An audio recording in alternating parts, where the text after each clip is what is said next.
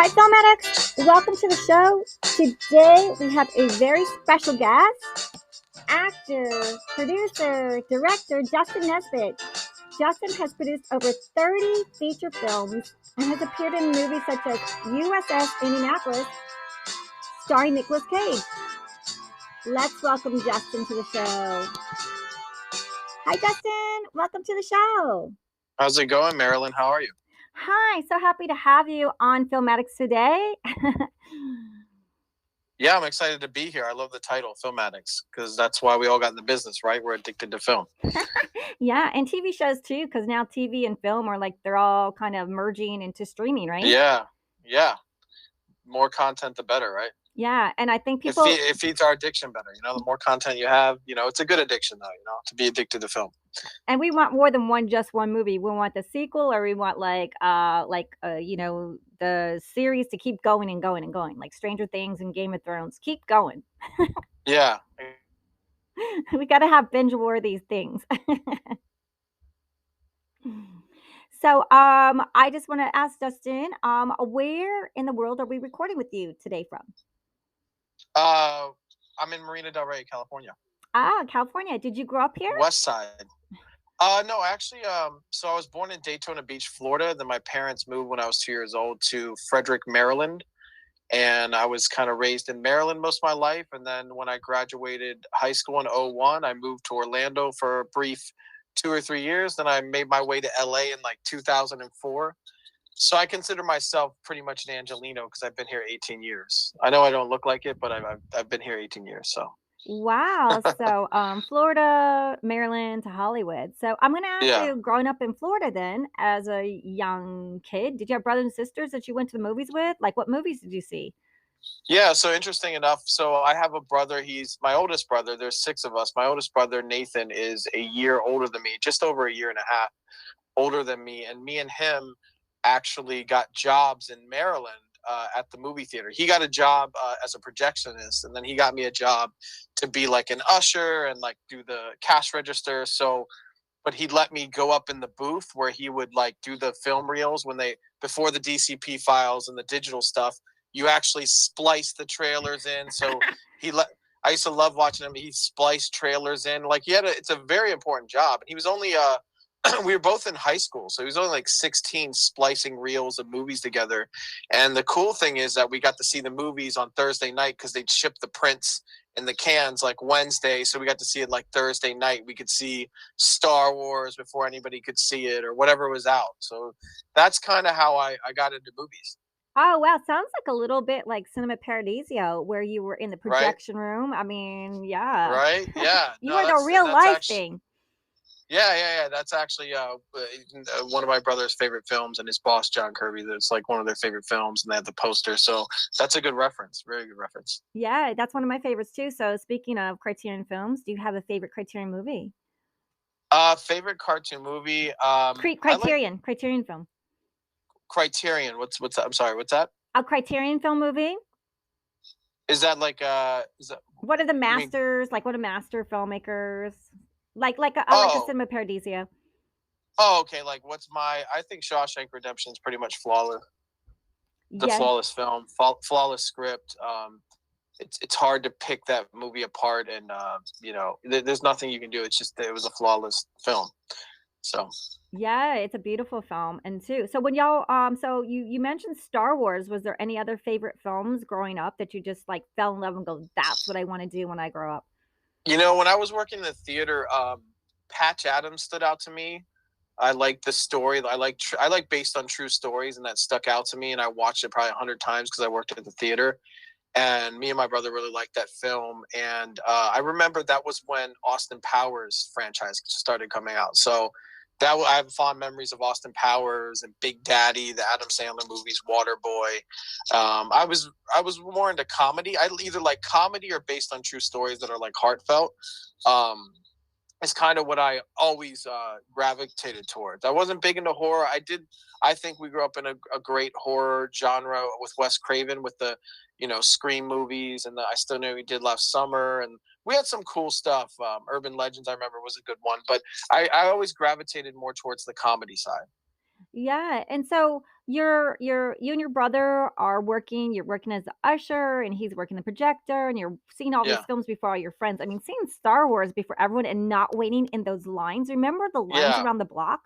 Oh yeah, it was crazy, and that was a Star Wars reboot, which the George Lucas was the first digital film, and George Lucas was the first director to obviously do digital, so that was a big deal because everyone was like, "What's this digital thing going to look like?" And then I was in Maryland. Frederick, Maryland is probably 20 minutes from Burkittsville, Maryland, where Blair Witch was filmed. So when I was working in a theater when Blair Witch Project came out, and we had 250 people outside waiting outside in the heat to get in that movie. Oh, So that was wow. crazy Wow. because it was kind of like we were in the actual Talmers film, so that was a big deal. That was a good memory too. So Awesome. Yeah, Blair Witch, I remember the craziness of it. And you watched it, you're like, it's just like really shaky filmmaking. We really didn't see anything. I go, yeah, yeah, okay, I can do they a film. started the found footage genre. They consider that found footage like a genre, And then a lot of more found footage films came after that. So, which is interesting. They started it though, Yeah. right there in Maryland, right 20 minutes from where I lived. Indie filmmakers, go, go, go.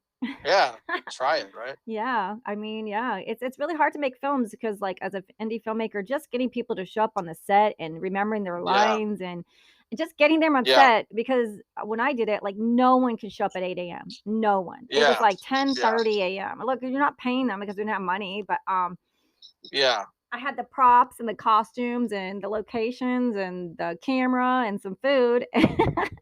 But just Yeah, getting them all on the set, like, okay, we're starting at 10:30. We got to be done at 5. What can we shoot? I mean, yeah. That's always the tricky part, but all the films always get made. I go through. There's always problems. yeah. So independent filmmaking is quite a different experience than like the plush SAG multi-million dollar film sets over $20 million. So Yeah, yeah, uh, that's easy. Yeah, like when I see these movies that struggle at $150 million budgets, I'm like, man, it's almost too easy. Like some of these movies have the lead actor got paid more than 3 times of my movie budget, so it's like crazy. Or their catering budget. I've done movies for the catering budget of a big movie, just for the catering, just for craft service. I've done all kinds of different low budgets. I've done anywhere from 100 to like 6 million. So I've seen it all. In that range. I've never made it out of that 6 million range. Maybe one day, but I've enjoyed it, and I really have a passion for independent film because we are the pulse of the movie industry. We keep it going. yes. You can only do so many studio movies. There's only so many movies in theaters right now. They can only pump out so many. But these actors need to go to work. Crew need to work around the studio system. Yes. So So I'm a big fan of indies. so you're in Maryland, and then how did you make the jump from Maryland to Hollywood? And like, what was your first, like, did you act or what was your first step? So I went from Maryland. I went to Orlando because I figured because I had family there and I've been visiting there, and I worked for Disney World at one point once. So I was familiar. I like to go to a place I was familiar, and there was the music industry going off there with the Britney Spears, Backstreet Boys, and Sync. So I went to that was like the big entertainment company there. It was called Transcontinental Talent or Transcontinental Entertainment. I just went there, dropped off a resume, and tried to get into because music really appealed to me at that time because I'm an MTV kid. I grew up in the MTV, Total Request Live generation. And I said, why not go there, knock on doors? So I got involved with some of those management companies, and music was really the thing there. And then a friend of mine had a friend as a location manager on Monster with Charlize Theron, which she later on went to win the Oscar for about Eileen Wuornos, about a girl in Florida. And Christina Ricci was in it. So she said, hey, So you went from music at Disney Orlando, and then you got involved with Monster with Charlize Theron, and yeah. and yeah, and I said, yeah, I did theater in high school. I didn't think much of it. She said, well, they're fitting people. They're trying to hire local actors and kids. They need kids. I was 18 at the time. They need 18 to look younger. Cool. Yeah, I didn't know what that meant at the time. So then I go there, and then some kid backed out of this special scene they were doing with the younger version of Eileen Wuornos, which was played by Charlize Theron, her character, and there's a guy that was into her but made her his buddies, and like it was kind of like a flashback, cool scene. And I just got there, and Patty Jenkins, who wrote and directed Wonder Woman, who's brilliant, and I loved working with her. She was a young director at the time. I said, I told her, I was like, I got to be honest, I've never done this before in my life. She goes, don't worry about it. Just listen to what I say. Give the looks that I tell you to give looks to the camera. Don't stare at the camera. Like just the little. So Patty Jenkins was my first director I ever worked with, who taught me like, don't look at the camera, like the little stuff. Hit your mark. They're gonna mark you. Just step on the X and do your thing. And I had a great time with her. And then Charlize was around because she was, I think she was producing as well. And I didn't think nothing of it. That was my first set, and I caught the bug. I caught that movie bug of like, wow, this is how movies are made? That's cool, because I'd never been on a set before. But I always wanted to act, and I did a lot of local theater in high school and stuff. But that was my first, like, okay. And then it won the Oscar, and I was like, okay, there's something here. And I was working with this one guy who was doing music. He was a Blue Power Ranger, Michael Copon, who actually I just did a movie with him and Danny Trejo in the Philippines. I think it was his directorial debut, I want to say. Mike's, and he crashed with me in Orlando, and then he's like, I'm going back to LA, man. There's more stuff going on there. And I was like, cool. And he's like, you should come, man. It's over here. You gotta, LA's the next step. You gotta go there. I've been there before. I got a lot of work. I'm gonna go get some work. And then, he had gotten a house. He'd booked a couple things, got a house. He said, you and your brother can move in. Just come, man. Just come. And the rest is history, That's how I got to LA. Wait. We got to recap this for the people listening so I can make sure they understand. So your very first role was with the director, Patty Jenkins. FYI, Patty Jenkins also directed Wonder Woman, right? Yeah, and she wrote it, I believe. I believe she wrote the second one, too. and directed it. You're doing a flashback scene, and you're working on the set with, oh my gosh, Charlize Theron movie, Monster. So that's your first acting role. I mean, pretty heavyweight to be thrown into these A-lists, and you just stepped into it. And then carte blanche, the Blue Power Rangers of Mighty Morphin Power Rangers invite you to come to LA. So you're just like, I think it was your destiny to do this, right? Yeah, no, it's crazy how it all worked out. I always say, sometimes life is a dance, and you got to let life lead the dance. You got to let life lead a little bit to where you're not trying to control everything. And, you have your ideas, and I always had my visions, but I kind of let life lead the dance. It's if you want to get spiritual, you let God lead the dance, or he's the grand orchestrator of your life. Because if you get to the little synchronicities of your life, the little intricate stuff and the working parts, and I met him and he got me to LA, and then I met this guy that got me, like, you'll blow your mind. Even your genealogy, or like I wouldn't be here if my grandmother said she was tired when she got to Maryland. They were looking at living in Maryland, Connecticut, or New York City, because my grandfather was at NYPD, and then he left. He was doing the computer programming for them, and he could work anywhere. And she was just so hot and tired and needed a glass of water. She's like, Maryland's fine. Let's take it.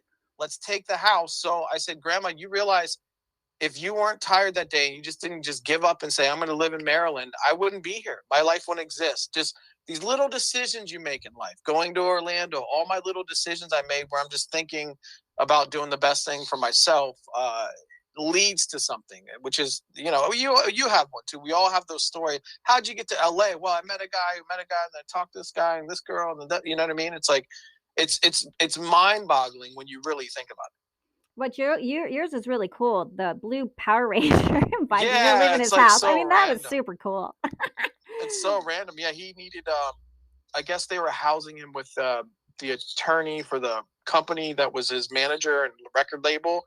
And then I think that fell out. Me and him became friends because I worked at the company, and he said, hey, can I crash with you for a minute while, before I go back to LA and stuff? And it was like, yeah, sure, why not, And we became friends. And then flash forward, I literally just helped him put together his cast for his first big feature he directed with Danny Trejo. Danny Trejo plays Ferdinand Magellan, and it's called 1521, about the Spanish Inquisition. So that was cool to years later. I mean, we lived together in Orlando in 2000. I don't know. It was 20 years ago. 20 years later, here I am helping him with his film, that is directorial debut. So it's like those, I don't know, Bill Gates was college roommates with this one guy that he worked with, and they end up working together and building a big computer. You know what I mean? It's like all these roommate stories are always fun. It's like you have a roommate, then they take off and you take off, and your lives go apart and then they come back together full circle, and it's always fun to see that, you know. Oh, that's fantastic. So when you came out here, did you pursue a little bit of acting? Did you start acting? So what was the your path to success out here? Um, so I thought it meant something to be an Academy Award winning film, but Hollywood didn't think it was that cool. No, like I came here, I was like, oh man, and I had actually met some agents in Orlando through the music company, because we'd have these conventions where all the agents from LA would come out. One of my agent friends said, I saw you on the big screen, a monster, blah, blah. I was like, oh yeah. She still didn't want to rep me. We're friends to this day, but like she wasn't like, yeah, come to Hollywood. They all encouraged me to come, but none of them were like, hey, I'll be your agent, I'll be your manager. They were just my friends, you know, because I just meet people at face value. I meet you where you're at. Like, I don't really care what you do, if you're a janitor or whatever. Like, I connect with who I connect with. So we were just all friends. And then they're like, yeah, I saw you in the movie. So it's like, yeah, I'm coming out there. So I came out. I was doing more modeling at the time. So I went and got a modeling agent, booked a print job, and then tried to get an acting agent. I did little things like I did a short film. But what happened was, which changed the trajectory of my career from acting to producing, was I was helping out at this, like, they used to have these like workshops. They still have them, like casting workshops. I was running like a casting workshop, and where we'd have agents and casting directors come in and meet the actors, and then we had acting classes, and we also had a management division. So we had an assistant that would submit to breakdowns back when you sent the headshot. Remember those days? Oh yeah. You submit the headshot in the manila envelope, and you put all your talents' headshots for the role, and you send them out to casting. Back in those days, that was 2004. So there was no digital submission back then, which was interesting. Like now you're like, why did we ever do paper? Like that was crazy. But anyway, I digress. Yeah, I meet this guy there, Randy Scott. He was in Die Hard, still getting residuals from Die Hard. He had stopped acting, went to be a father for a while. And then I just, we worked well together. And then I kind of just, I stopped working there. Me and the boss just, he's like, he told me this, I'll never forget. He goes, there's 99% of people that can work for somebody, there's 1% that can't. And you're unfortunately in that 1 percentile, because you go against the grain of what I want the office to be and how to run. But he goes, you're going to have a great life because you're in that 1 percentile that will work for themselves forever. And that's not a bad thing. So me and him, even though we weren't seeing eye to eye on everything, he still gave me great advice, and we're still really cool. There was no hard feelings. So then the guy that I worked for there, the other guy that was working there, Randy Scott, who was an actor, and I think he was doing some coaching too. He said he always wanted to do a thing with Robert Miano, who was in, Robert Miano's, he is. He's been in like every movie. He's always the bad guy in Fast and the Furious. He was in Donnie Brasco with Johnny Depp. I mean, we got him coaching the actors. We always thought, hey, let's do that casting workshop thing, but on a bigger level, get Robert Miano to help the kids with the lines and stuff. And then he tells me he met these people that want to do they're connected with Ronald Shusett, who wrote Minority Report, and a bunch of movies. He had the Philip K. Dick, he had the rights to the Philip K. Dick books. And I was like, oh, that's crazy and random. He goes, yeah, they want to start this like upstart multimedia company. They want to do films. They want to do music. They want to get their hands in everything, workshops. So I was like, cool, I'll go meet with them. So I go meet with these guys at the CNN building. And do you know the CNN building on Sunset? Yes, in Hollywood. And yeah, they're like in they're in the high floor there. And I'm like, come in. They're like, what are we doing in the CNN building right now?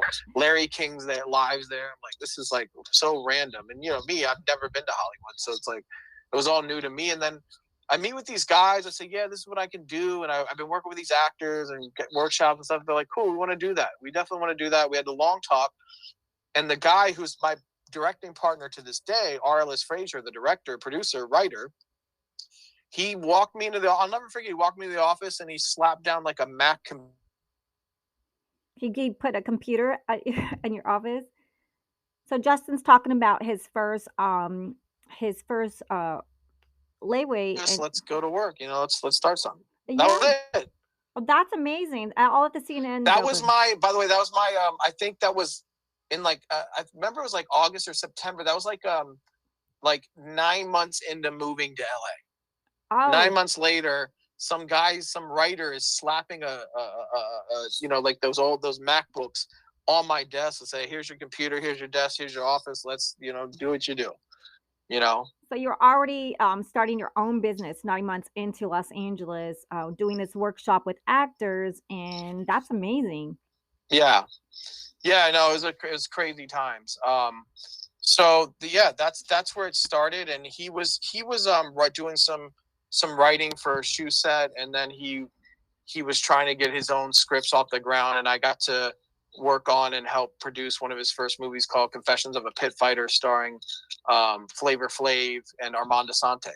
Oh, wow. Flavor Flav and Armand Asante? Wow. Yeah, and that was the first movie actually that MMA fighters were in. We had Rampage. When Rampage Quentin Jackson was so huge, we had him in the movie.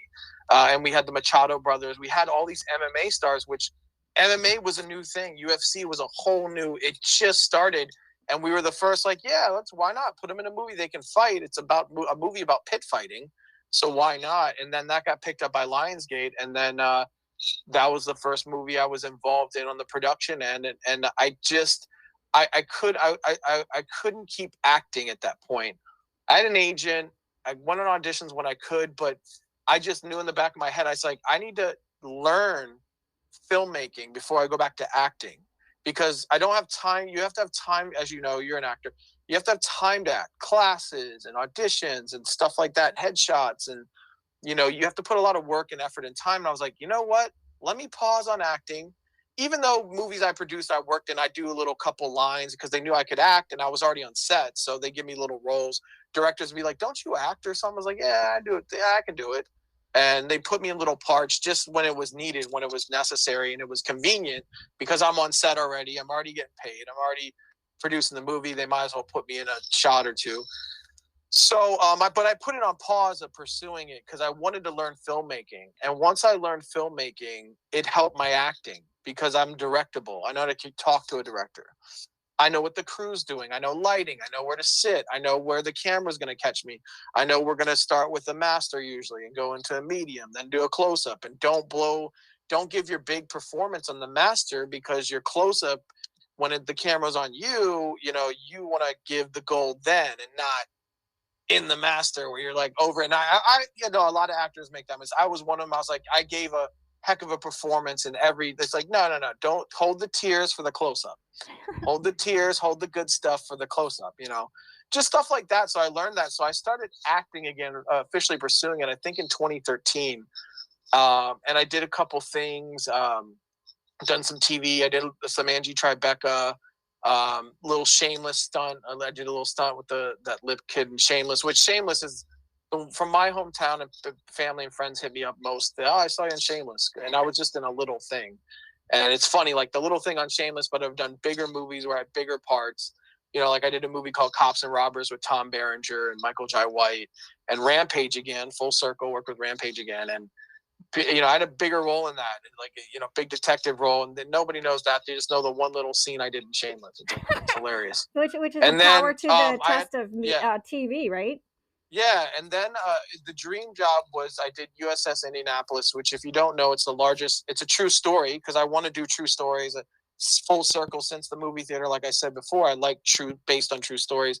And USS Indianapolis is the largest naval disaster in U.S. history in the World War. They're coming back from Japan. It was over. They're delivering the parts of the atomic bomb, and they get torpedoed by kamikaze pilots. And all the men go in the water, and it's actually not in a lot of history books. I think they removed it because it's kind of a mess up on the U.S. Army, Navy at that time, because they sent them on it was almost like a suicide mission right in enemy territory. So anyway, all the men go in the water and they start getting eaten by sharks. 13 go in, I think 700 come out, and I got to play one of the men that went in the water. And I don't want to give it away, but I don't have such a good time with the shark as I'd like in the movie. 700 people are on the ship, but only 13 make it. No, 1,300 went in the water, and I think 600 came out alive. Oh my gosh! From heat stroke, they were stranded for over 6 or 7 days, I believe, and from the heat stroke and the sharks eating them, mauling them. Oh my That's gosh. all that was left, and the captain survived. And the captain, McVeigh, is played by Nicolas Cage. And when I worked at the movie theater, I remember The Rock. I mean, me and my brother must have watched him and The Rock and Con Air like a million times. Like, we love those films. So it's cool to work with him, and he's a really chill, cool guy, and really nice, really humble. You're just like, wow, this guy's done so much. He's worked with, he's a Ford Coppola.